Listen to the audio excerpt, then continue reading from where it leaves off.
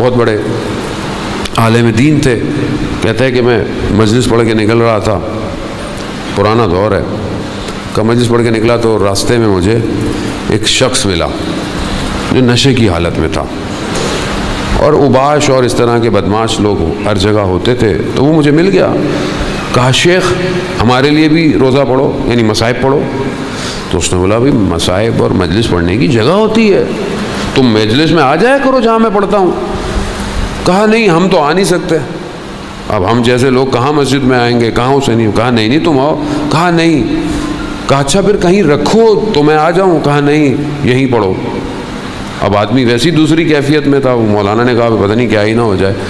کہا اچھا دیکھو مجلس یا مصائب پڑھنے کے لیے ایک شرط ضروری ہے. کیا؟ کہا کرسی ہو, ممبر ہو, تقاضا ہے. انہوں نے کہا کہ ایسی بات کروں تاکہ یہ مجھے جانے دے. اللہ اکبر. وہ شخص خود جھک گیا, کہا شیخ میں ممبر ہوں, میرے اوپر بیٹھ کے پڑھو. کہا یہ بیٹھے, انہوں نے صرف یہی کہا السلام علیکہ یا ابا عبداللہ. کہا وہ کانپنا شروع ہوا. کہا میں نے دوسرا سلام کیا, اس کی کپ کپاہٹ بڑھتی گئی, تیسرے سلام تک اس نے گر گیا. میں نے بھی کہا کہ ختم. کہا بس شیخ. کہا میں تمہیں چھوڑ آتا ہوں. کہا نہیں میں چلا جاؤں گا. کہا نہیں تو اگر تمہیں کوئی تکلیف نہ دے میں تمہاری حفاظت کرتا ہوں تمہیں تمہارے گھر تک. عالم دین کہتے ہیں میرے دروازے تک آیا, جو سمجھ گیا بس او گیا. وہ شخص جو نشے میں تھا کہتا ہے شیخ ایک سوال پوچھوں؟ کہا شیخ یہ بتاؤ ممبر حسین جہنم میں جلایا جائے گا؟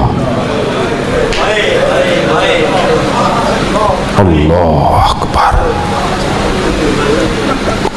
عالم دین کہتے ہیں کہ نہیں, تم نہیں جلائے جاؤ گے, تم تو امام سے محبت کرتے ہو. بس یہ معرفت ہے, ایک آپ کا رویہ بدل دیتا ہے. اب ہمارے جیسا خدا نہ خواستہ کوئی ہوتا بھائی چلو اپنا کام کرو, تم کہاں, اور نہیں. اس لیے تو علماء کا احترام کرنا چاہیے. ذہن محترم کس طرح انہوں نے معاشرے کو اڑایا, کتنی معرفت تھی اس کی, کہ کہا ممبر امام حسین کیا جہنم میں جلایا جائے گا؟ نہیں. عزیزان محترم اپنے نگاہوں سے لوگوں کو مت دیکھا کریں. وہ کریم ابن کریم ہے, ادھر گڑ گڑائیں ادھر تڑپیں کھڑے ہو کر مولا میں گناہگار, میں خطاکار, لیکن آ گیا ہوں, کہاں جاؤں میں؟ آپ نے تو بلایا, میں یہاں آیا ہوں. آپ نے نہیں بلایا ہوتا تو میں پتہ نہیں کہاں ہوتا. اب جب آ گیا ہوں تو کہاں جاؤں میں؟ آپ کے در کے سوا میرا کون سا دروازہ ہے مولا؟ سمجھیں عزیزان محترم, سفینۃ النجات ہے, سب سے تیز. سارے اہل بیت سفینۃ النجات, سارے ائمہ حدیث ہے کہ اہل بیتی رسول خدا فرماتے ہیں میرے اہل کا سفینۃ النو, بالکل ان کی مثال ایسی ہے جیسے حضرت نوح کی کشتی ہے, جو سوار ہو گیا وہ. لیکن امام حسین علیہ السلام کی کشتی سب سے تیز ہے, سب سے تیز ہے. ایک دفعہ یا حسین کہہ دو بس.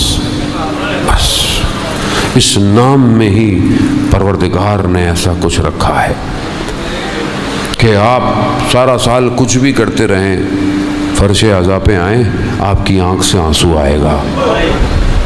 رونا آسان تھوڑی ہے, کوئی رونا آسان ہے. اپنا بھی لوگ مر جاتے ہیں, بعض اوقات روتا نہیں ہے آدمی, وہ بھی آپ روز رو رہے ہیں 2 مہینہ 8 دن. میں تو خود اپنے آپ کو دیکھتا ہوں کہ میں ایک مجلس پڑھی, کبھی دن میں 2 ہیں, کبھی کہیں زیادہ ہیں. مجھے خود سمجھ میں نہیں آتا یہ کیسے ہوتا ہے. یہ کون ہے جو کروا رہا ہے, یہ کون ہے جو رلوا رہا ہے. ہمیں آسان نہیں ہے رونا. پورا پروسیجر ہے. اگر آپ میڈیکلی دیکھیں آنسو نکلنا پورا پروسیجر ہے. یعنی جذبات احساسات کا ہٹ ہونا, دماغ تک پہنچنا, پھر دماغ کو آرڈر دے آنکھوں کے اندر کیفیت پیدا ہو اور جھوٹے بھی آنسو نہ ہو. یہاں سے آنسو نکل رہا ہو, یہاں سے آنسو نکل رہا, یعنی کوئی دل کے اتنا قریب ہے. کتنے خوش قسمت ہیں. اس لیے تو روایت ہے جو آنکھ امام حسین کے لیے گریا کرتی ہے وہ آنکھ قیامت والے دن خوشحال ہوگی. امام حسین آپ نے کیا کیا ایسا, کیا کیا ایسا. سلام ہو اس ماں پر کہ جس نے خود اپنے بیٹے سے کہا بیٹا میں جنت میں نہیں جاؤں گی جب تک تمہارا عزادار جنت میں نہیں جائے. کتنے خوش قسمت ہیں ہم لوگ. اللہ اکبر.